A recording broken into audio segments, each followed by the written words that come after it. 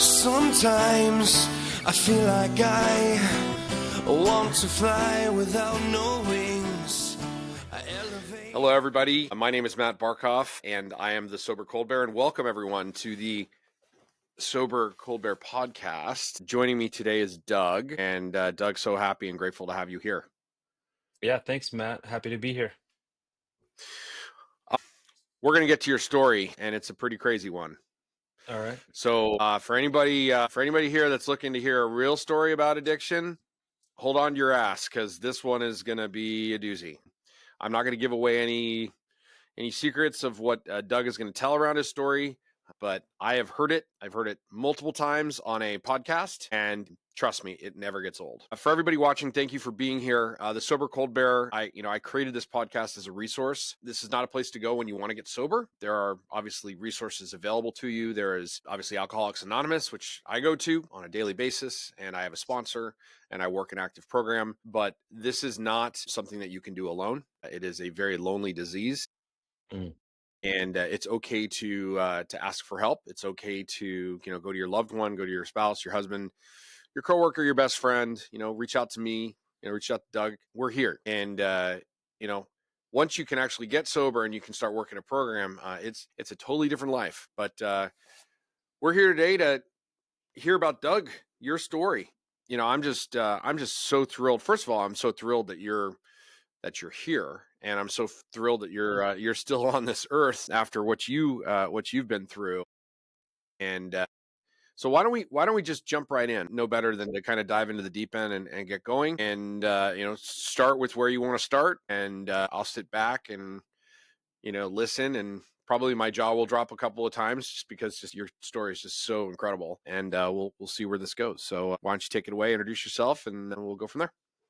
Thanks, Matt. Yeah, hi. My name is Doug Scott, and I am an alcoholic. My sobriety date is June 1st of 2020.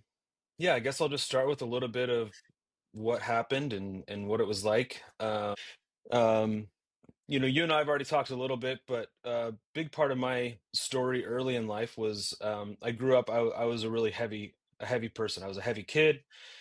Grew up to be really heavy. At one point in my life, I was about 500 pounds. Oh, no kidding. I was, yep, yep. Wow.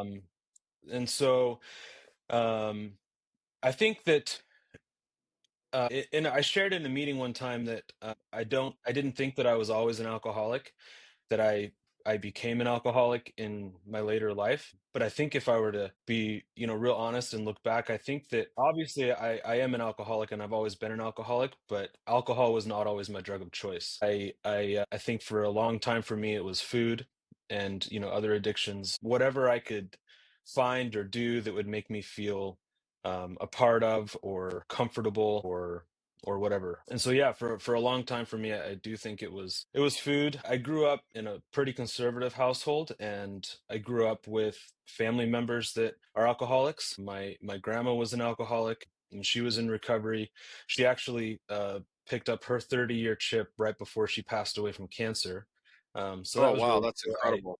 I knew about AA, and I knew that alcoholism and drug addiction was something that was a part of my family story.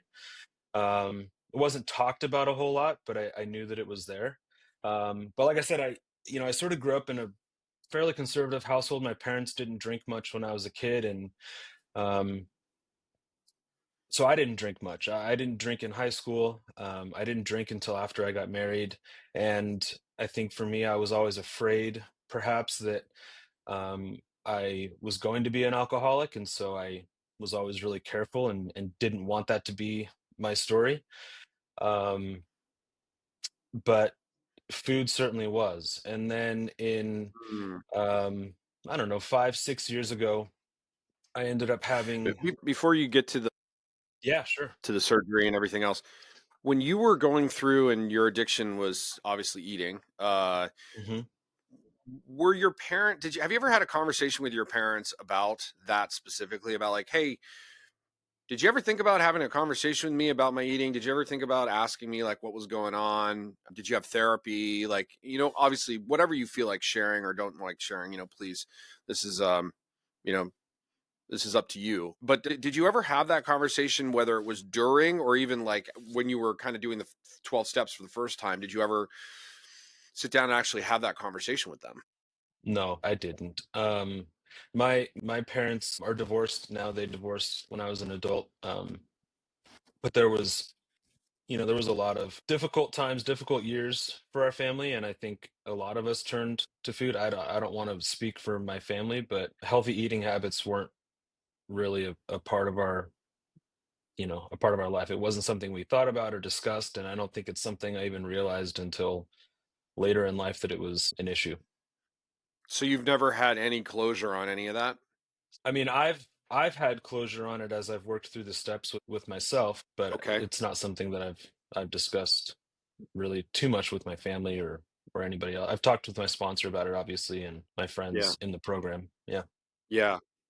Yeah, it's a tough thing. I mean, look, I had eating issues growing up. I Mm, also had alcohol and drug issues when I was, in my late teens and 20s and 30s and 40s, right? And there were years when I was like super overweight, super heavy. I mean, when I got married to my wife, we've been married for a long time. I think mhm. I was like 270 pounds. And never once did my parents, ask me like, "Are you okay? Like, is everything okay?" And I've had conversations with them where I've straight up said like, "Did you guys ever think that I wasn't okay? Like, did you ever think about just saying like, hey, what's going on with you?" Maybe it's the generation. I don't know. Um, Yeah. but it's something I think about quite often. But it's just a curious question that I had for you. Yeah, it's certainly something that I've talked about now with them, but I don't think that it's something that I was ever looking for any closure from them on. I think that that was work I had to do within myself and something that I've talked about with them, but I don't hold anything against them or anything like that. Sure, sure. Yeah. All right. So fast forward to what, 2017, 2018? Yeah. Yeah, 2018, I think it was 2018, 2019. I think it was 2019, August of 2019. Beginning of the year 2019, I decided I wanted to make a change. My daughter was born in 2012, and I had a son born in 2017. And we lived in a townhouse that had like 3 flights of stairs. And I was just like, I don't want this to be my story anymore. I don't want to be like this. I want to run with my kids and play and hike and fish and play sports and wrestle and do all the things. And I just wasn't able to. And so, yeah, in the Mm, beginning of 2019, I decided I wanted to make that change. I started changing mm. the way that I ate and trying to eat differently. And I ended up having gastric bypass surgery in August of that year. I had already lost about 90 pounds before the surgery, and then yeah, I had that Excuse me. that surgery. You're fine. I had that surgery in 2019, and yeah, I started to rapidly lose weight. Um, and yeah, I'm trying to think. Around that time, I um, started hanging out with some different people. COVID happened, and so sort of our network of people changed, and there was a lot of isolation, and there was some stuff going on with some of my family members that was really difficult for me to process. And I Mm, just didn't I just didn't have that place of comfort anymore. My stomach was at that point like the size of a golf ball, right? And so I couldn't sit back and pound a quart of ice cream uh sure. to feel good about myself, You, because I you would just end didn't. up You sick. didn't. Yeah. You didn't have the toolkit, right? Yeah. Mm. You couldn't open it up, and you couldn't open up the chest drawer and pull out the wrench and pull out the Phillips screwdriver and Right. the hammer Yeah. and be like, okay, what am I going to do now? You were Yeah. like, fuck, I don't know what to do. I got to figure out something else. Yeah. Yeah, and so I started drinking, and I think it was summer of probably 2021 that things really kind of took off for me. I was hanging out with some people a lot during that summer. I like to play poker, and so I was playing a lot of poker. And Oh, so do I. coming with poker comes drinking, and So I Oh did a yeah. lot of drinking then, Yeah, and then that I used to use poker as one of my escape hatches to go and drink because I knew, absolutely. because like I would go into the poker room and everybody was there and everybody was playing and I knew that I could go there and I could drink for like a concentrated like 5 or 6 hours and no one would bug me. And my Yep. wife knew that I played poker and I could just drink and drink and drink and drink and drink and you know, enough time to, to get up and then enough time to like sober down and have coffee and everything else. So that was, I haven't been to a poker room in quite a while, put it that way, but Same. maybe I'll go back. Yeah. So I do love the game and I'd like to play again, but yeah, me too. it doesn't feel like a necessarily a safe environment for me right now. So I think if you're playing poker, I think if you're playing poker with like, a bunch of guys that are in like the program, yeah, that'd be cool. maybe, maybe we'll get together and we'll take Kevin's money. Yeah. Yeah, there you go. I mean, all I can think about is like, all I can think about that's just popping in my head is just your poor stomach, dude. Like you're pounding all this alcohol and it's like your stomach's the size of a golf ball, like you said. And I mean, God, your stomach must have been like, what the fuck are you doing to me? I mean, Yeah, it geez, was. Louise, right? Yeah, it was not good. It was not good. Yeah, yeah.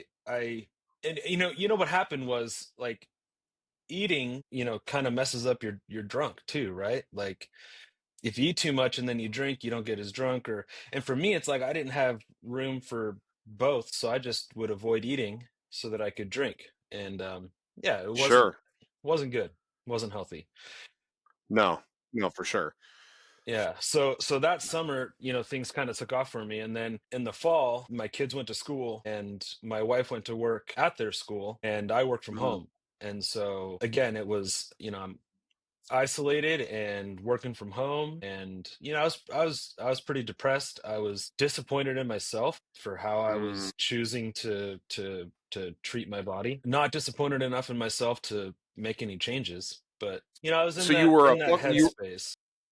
Sorry, go ahead. yeah. So you were a functional alcoholic working a job, which you and I are both in tech, so you were Mhm. working a tech job, and um, obviously we don't have smell-o-vision on Zoom, so you were doing meetings and all sorts of stuff, and no one would know that you were drinking. No one know that I was drinking or drinking Yeah. earlier and earlier in the day. I mean, there were days I was waking up and I was 3 shots of vodka in come 7:30 in the morning, and I'd be isolated in my office. Like it's just COVID. I've talked about this on previous podcasts. Like COVID, like the amount of addiction that came out and the stats, stats this day is just absolutely nuts. Yeah. Yeah, it's sad. It's sad. Um, yeah, for sure.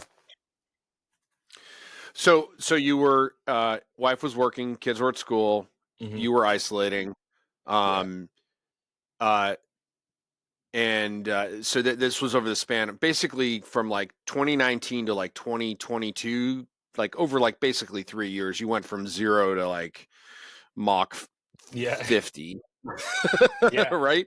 absolutely. And that's when things started really spiraling. Yeah.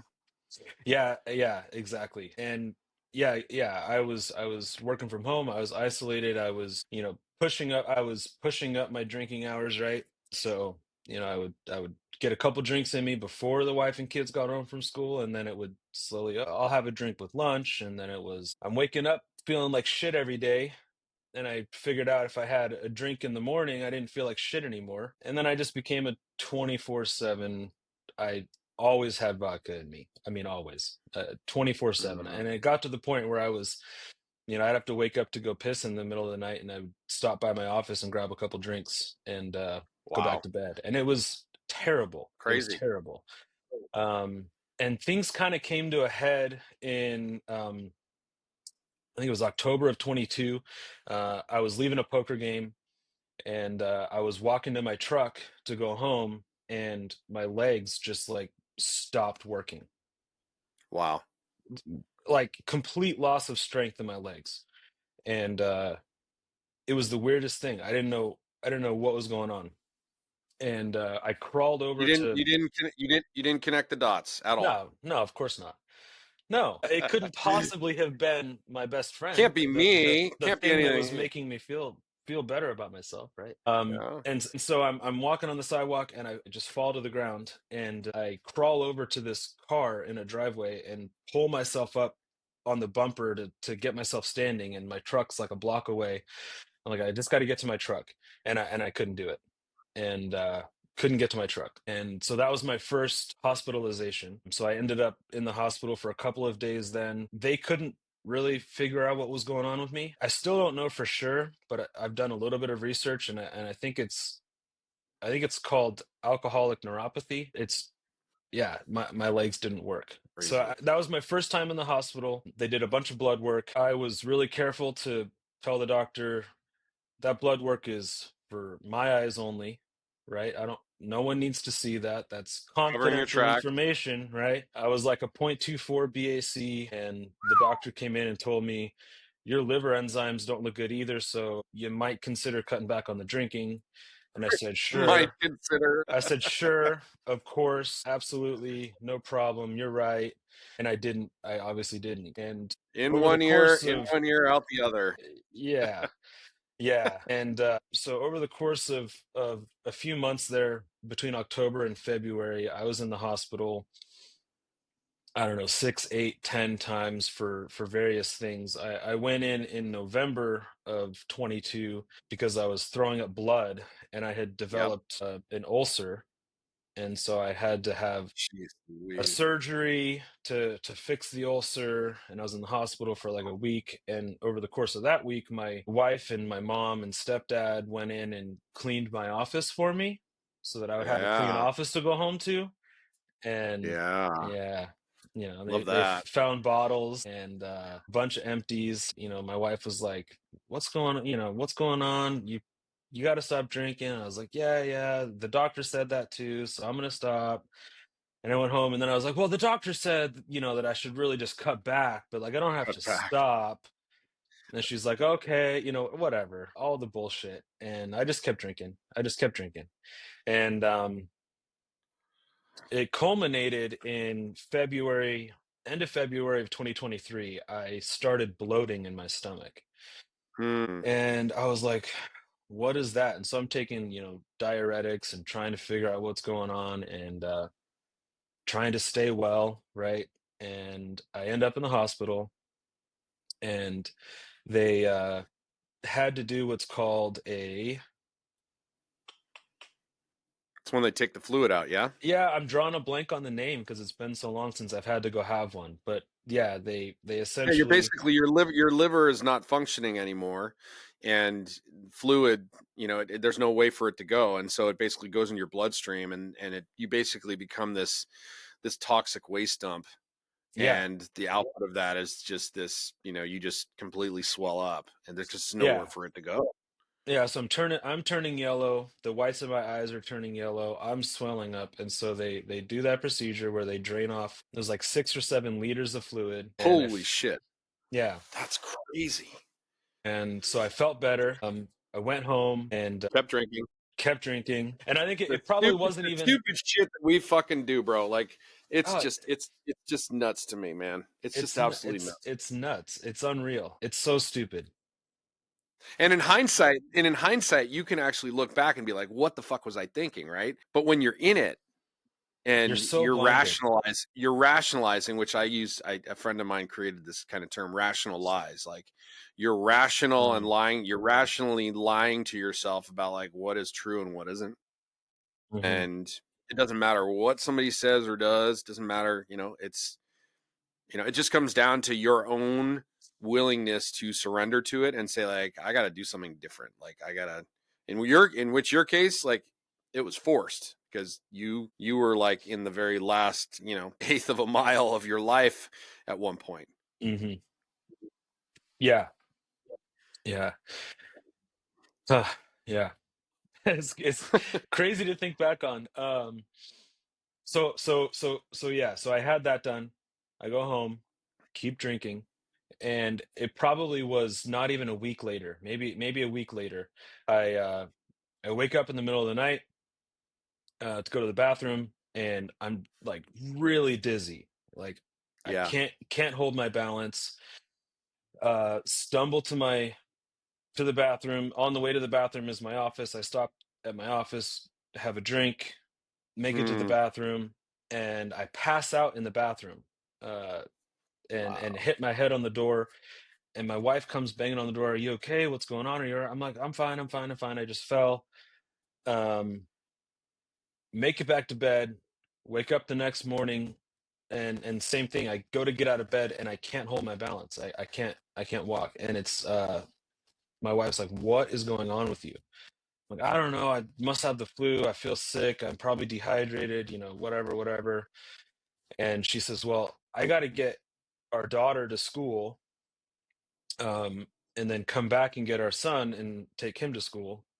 Are you okay to be with him for a little bit? And I said, yeah, I'm fine. And so he and I are sitting on the couch, and I got to get up to go to the bathroom because I'm going to be sick because I hadn't had enough to drink yet that morning because I wasn't able to walk to get a drink. And so I go to the bathroom, and on the way to the bathroom, I pass out and I fall backwards and I hit my head on the hardwood floor. And Wow.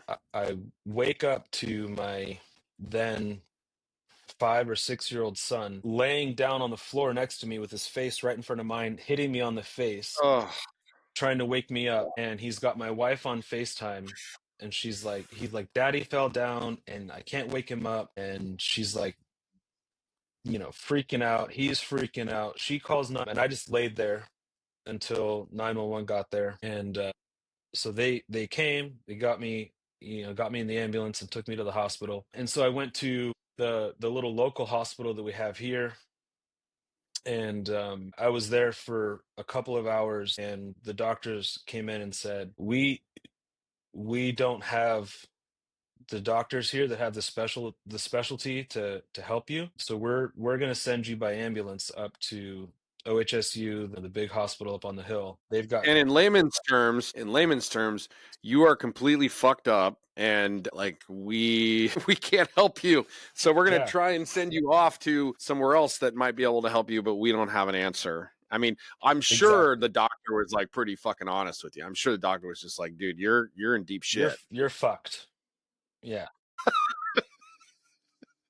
Yeah. I'm not I'm not laughing No. at you. The reaction that hopefully you're gonna get, or somebody's going to have when they see this, is just like they're going to be like, because look, I've listened to your story a number of times, right? And just so everybody knows, I met Doug through our mutual buddy Kevin, and Kevin has a podcast called the Jaywalkers Recovery Podcast. It's awesome. I've been Mhm. on it. Uh, Kevin's been on this podcast, and when I listened to it the first, my jaw just dropped, dude, just like absolutely dropped. And every time I hear it, it's just like we us addicts, man, like we get to a point where it's just like it's such an extreme like situation, right?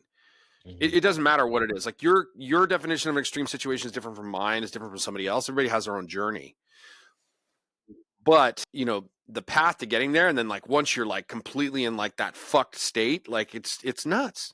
It's just nuts. So all right, so you go to I another mean, hospital. we all Yeah, go get ahead. to where we're going in our own time. Like no one could have gotten me sober until I was ready to get sober, right? Like, and Yep. that's the unfortunate reality is no one's going to tell me that I need to get sober and I'm going to listen. I have to get there. We all have to get there, and some of us don't get there. And that's the really Some sad of us the don't. Well, what's funny is I know guys in the program that have been to rehab 2, 3, 4, 5, 6 times, uh-huh. and it never worked. It never worked Hmm. for them. Why? Because they weren't ready. They weren't Hmm. ready to actually. They didn't have something that happened to them. They didn't have that, pass out, have your son be 2 inches from your face, and I mean that's got to be a visual that you have in your brain that's just tattooed in there, dude. Like, Two and a like half it years later, must. he still brings it up.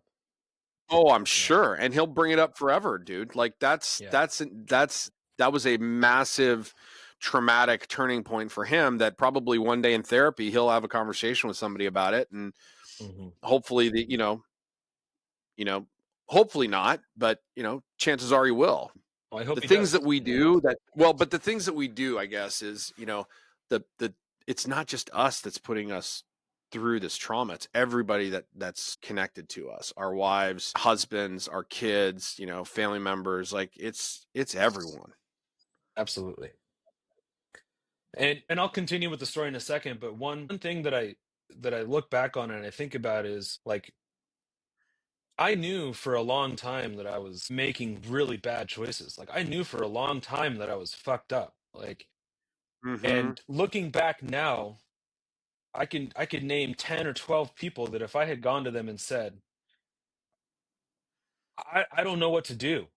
Like I feel Mm, like I'm killing myself and I don't know what to do. They would have yeah. said, "Let me help you." But for some reason, So, the shame or the embarrassment or whatever, the ego wanted to mm, keep me in that addiction and didn't allow me to see that like there are people that love me and love you that want to help. You just got to ask. But I yeah. so looking back, I think that there are so many people I could have asked for help that would have dropped everything and helped me, but I couldn't see it then. So did you have a conversation with anybody in the midst of your addiction, whether it was a friend or whether it was a coworker, whether it was somebody that noticed something about you that was just weird and they were just like, "Hey dude, are you okay?" Did you ever have that conversation, or were you just so good at covering it up and so your ego was just, you had such a heavy ego just wrapped around your shoulders that you were just unwilling? I don't know. I think I talked with a couple of friends at one point, but they weren't the friends that I should have talked to about it, and we just kind of laughed it off over a beer. And I think I had a couple of conversations with my mom and my stepdad, but I was never fully truthful, about what I was struggling Sure. with and the extent to which I was struggling. So I don't know that anybody really saw or understood, the extent of the problem until it was The placed damage. right in front Yeah. of us. Yeah.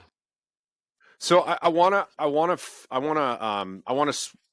talk in a second about kind of some of the conversations that you've had with your wife and others now that you've gone through the 12 steps and everything else. But I wanna finish up the Yeah, let's story of finish. when you went to this other hospital. So you go to this other hospital, they run a bunch of tests. They're like, you're in Yeah, deep so shit. yeah, Yeah. so I go to OHSU, and I'm not entirely sure of the timeline and everything that happened. I know that I got there by ambulance. I know that I was there for a little while, and then the Mm-hmm. next thing that I remember is waking up in the ICU with a feeding tube and a bunch Mm. of shit hooked up to me. My mom's there, my dad's there, my stepdad, my wife, my kids, and my wife's parents had flown in Wow. from out of town. Okay. And I'm like, what is going on? And the doctor came in and he said, here's what happened. Your liver's not in good shape and your kidneys started to shut down as a result. Yeah, And that's so right. so what we've done is we've given you some medicine that'll hopefully jumpstart your kidneys and trick them into working so that you don't go into multiple organ failure. But the conversation was basically, we're doing this, we're hoping it's going to work, but what they told my family was, we don't know if he's going to make it through the weekend. And what happens when you have cirrhosis of the liver is that your liver basically scars, it stops working. Yeah. And it's a function of like, there are like a majority of your organs can't operate without the function of a healthy liver. Now obviously the healthy liver can recover itself really quickly as long as you abstain from drinking, but kidneys shut down, your intestines shut down, all those harmful chemicals that are getting filtered through your liver, they have nowhere to go because your liver isn't functioning. So where do they go? They go into your bloodstream. Hmm. So it's like, it's just a crazy spiral, right? Yeah. Yeah, absolutely. And at this point I'm starting to go through withdrawals, and Mm, I can't sleep. I don't know your experience with alcohol withdrawal, but for me, it's like I wasn't able to sleep, or if I did fall asleep, it was for like 30 seconds, and I would have these like crazy, super vivid, like really wild oh, dreams. yeah. And I would like see people in the Oh, corner of the sure. room, and I'm like talking in my sleep and shaking and sweating and Oh, cold and hot and dude, I have gone through withdrawing off of Vicodin. I have gone mm, through withdrawing off of cocaine. I've gone through withdrawing off of alcohol. yeah. And, common themes are, sweating, hallucinations, hearing voices, Hmm. um, like, restless leg, like crazy restless leg, heart palpitations, like, I've gone through, processes that's taken me 3, 4, 5 days. And so whenever I meet somebody that's going to quit alcohol, they're like, oh my God, I'm so scared. I don't know what to do. I'm like, well, yeah, it's going to suck. And those first kind of 3, 4, 5 days definitely are going to suck. But once you get past that, as long as you drink water and fluids and, eat well and go for walks and stuff, like, it will pass. It's just that initial time. Dude, I had a guy on the podcast, the guy from, he lives in Bali. They had to induce a coma because he was so Yeah. bad. And he was in a coma for like 3 weeks. Yeah. So he didn't have to go through those withdrawals because he was obviously, out. But I mean, his withdrawals, they said, took, close to 3 weeks. So it's crazy. Yeah, and in some cases with alcohol withdrawal, I mean, you can die from it. For some people, Absolutely. it has to, yeah, you have to be medically monitored for sure.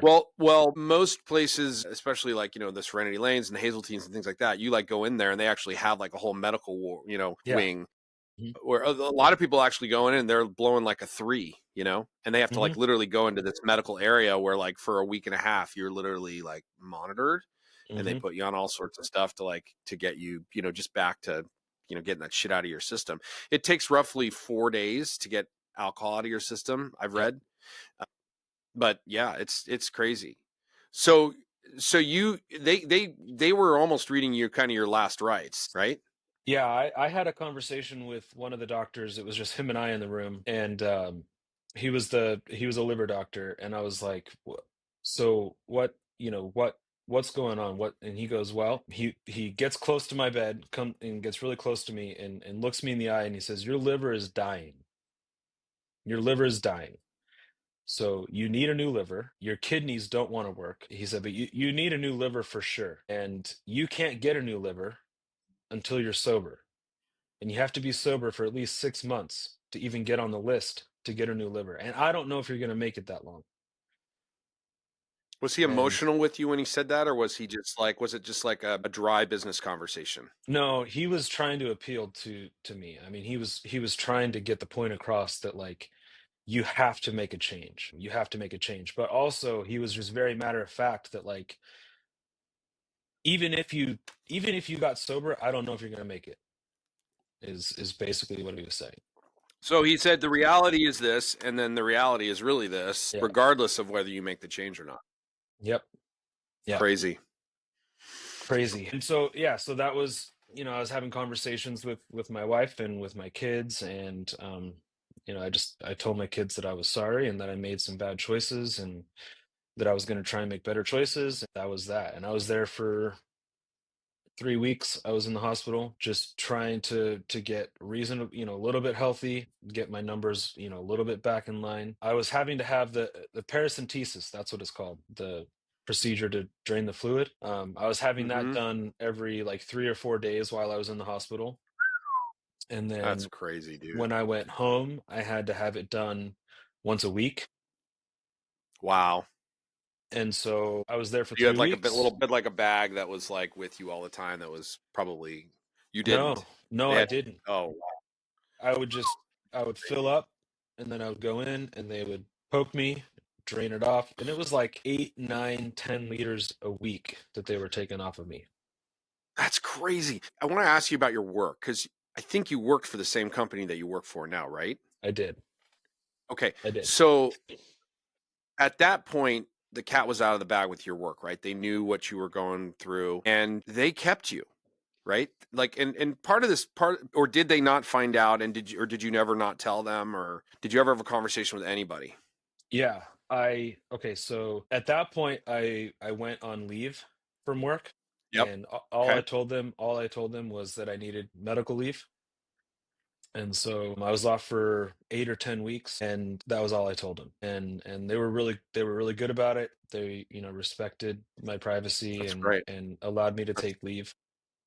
that's great. One of the things that, and I'm not going to say who I work for because I don't want to get anybody in any hot water, but Of course. one of the, This is, yeah. Yeah, this is about, nothing is disclosed here. It's total anonymity, dude. Like, and I would yeah, never say any of that stuff. yeah. Um, Yeah. I had a really cool manager, a really great manager that I worked for a long time. And Hmm. when I went on leave, I didn't tell him the full truth about what was happening, but he didn't make me take disability. He just allowed me to take the time off like it was PTO, because he said if I put you on disability, it's going to mess with your comp and all of that stuff. And he was really cool about it. And that was actually one of the amends that I ended up feeling like I needed to make, Sure. because he was so good to me and I lied to him for so long. Oh And wow. so eventually one day he and I were on a call just talking about work, and I just said, "Hey, you know what? While I have you, I want to talk to you about something." And he said, Wow. "Okay."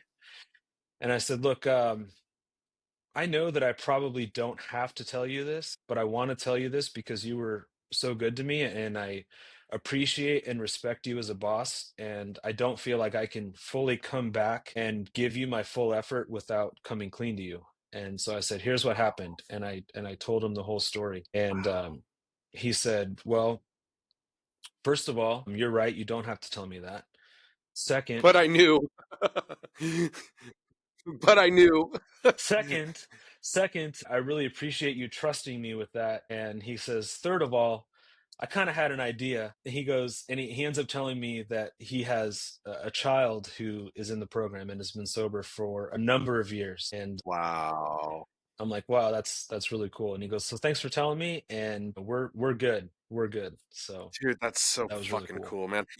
There's a stat out there where it's like 70% of workforce is either like in addiction or dealing Hmm. with somebody directly correlated with their lives around addiction, whether it's a family member or a child in the case of your boss. But that's just incredible, man. Like I wish there were more. I'm not saying this is like a generalization. I think, and I've talked about this on other podcasts. I think there's kind of two types, right? There's like the type you're talking about that's very empathetic, that understands, because it's like, look, we're human beings, we deal with a lot of shit, right?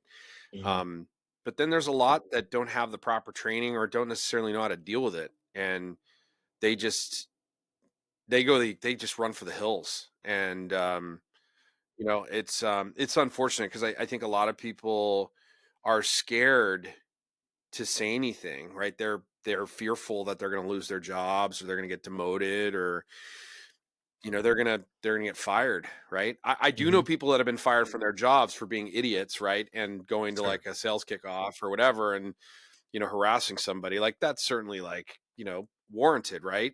And I've seen it, and I've pulled somebody aside saying like, "Hey, dude, get your shit together," right? Hmm. But to actually work with somebody that you can say, "Hey, I just want to come clean with you, and I want to be honest," and have that person, despite all of that, say, "You know what? I appreciate you doing that. You didn't have to say anything, but like we're cool." Like that guy deserves a fucking medal, whoever Absolutely. that is. So I mean, Yeah. and good for you for having the strength and the courage to actually like say something. That's insane. And so you are good now, right? So you're like you've got a healthy liver again, and you're doing strength training, as in the case of that beautiful sweatshirt that you're wearing, and you would never know that one time in the past you were 500 pounds. Like you look healthy and you look strong and you look driven, and like it's just amazing the transformation that you've had, man. Like Yeah. amazing. Life is really good today. Yeah. Yep. Now, when you talk to folks that are just coming into the program, like this is such an empowering story, and I hope a lot of folks get a chance to see this. But like, do you? I mean, this has got to be something that you talk about quite often, and it's like your badge of honor. Yeah, yeah, I try to. I keep a picture on my phone that's readily available of me laying on a hospital bed holding up two giant bottles of that liquid that was pulled out of my abdomen, Mm, and I'm yellow and I look terrible. And wow. I keep that available so that I can show people and just give them a little piece of me and my story and tell them, yeah, life sucks right now. You're in a tough spot, right? But you're here and you want to get help and you want to make a change. And I'm here to tell you that you're in the right place, you're doing the right things, you're asking the right questions, and you have an opportunity here to turn your life around and be an esteemable person that you want to be proud of yourself, love yourself. And I'm here to show you that for me anyways, I was able to make that change. And um, really by no power of my own, right? I give all the credit to my higher power and the work that I've done with my sponsor, for sure. Well, listen, God bless your wife. God bless my wife for putting Yeah. up with our shit. I mean, my wife has dealt with 26 years of my addiction bullshit. Even though I Yeah. originally got sober in 2021 and then, got a couple of years and then kind of went back out but the emotional addiction part of it and just not being able to handle my shit. Um Hmm. so bless our wives for having, for dealing with that, and bless our kids for, you know, for sticking around. But I mean, I do talk about this quite often. Like, this is a pay it forward program. Like, Yeah. the things that you're doing now, the things that you're doing now are directly impacting your kids. Hopefully your kids never have to go through what you did. I hope so. Um, I pray. and yeah, yeah. Um, But I hope that if they do, that they'll have an example of me. And the fact that I'm out here sharing my story, and my kids know my story. My kids are 13 and 8, and as much as they can understand, they know everything. I've told them everything. I'm open and honest with them about it. um, Me too. my daughter is I came home with my 2-year coin. And she wanted to see it, and she was so excited about it. Oh, And great. my son goes to AA meetings with me. We've got one that has childcare, and so he'll go, and he knows my sponsor and their buddies. So I hope that if because this is a family disease, right? And there's some evidence out there that perhaps it is hereditary. And so I hope that if they do struggle with this, that at least for them, I hope they'll know where to go. That we'll have that open communication, and they'll be able to talk to me about it, and we can work through it together. That's my hope for them at the very least. Well, Doug, I could talk to you for hours, bro. But Yeah, unfortunately, we're gonna need to wrap this. sounds Like, good. we've been talking 47, 48 minutes, and but listen, dude. First of all, I'm so grateful that you're alive, and I'm so grateful that we have met, through Kevin. Yeah, And I'm just thrilled that you were able to share your story here, and I'm so glad that you're on the right side of right, and that you have such an incredible story to tell. And I do hope that a lot of folks get a chance to listen to this, because it's really, really fucking powerful. Any last like parting thoughts on your story to someone out there that is maybe wondering, how do I start this process? Any kind of closing ideas that you want to share? I don't think so. No, thanks so much for having me, and look forward to talking with you more in the future, for sure. All right. Well, thanks everybody for being here and for listening to Doug's story. Just so everybody knows, this is a very, very lonely disease that you cannot do alone. And so if you need help, ask for help.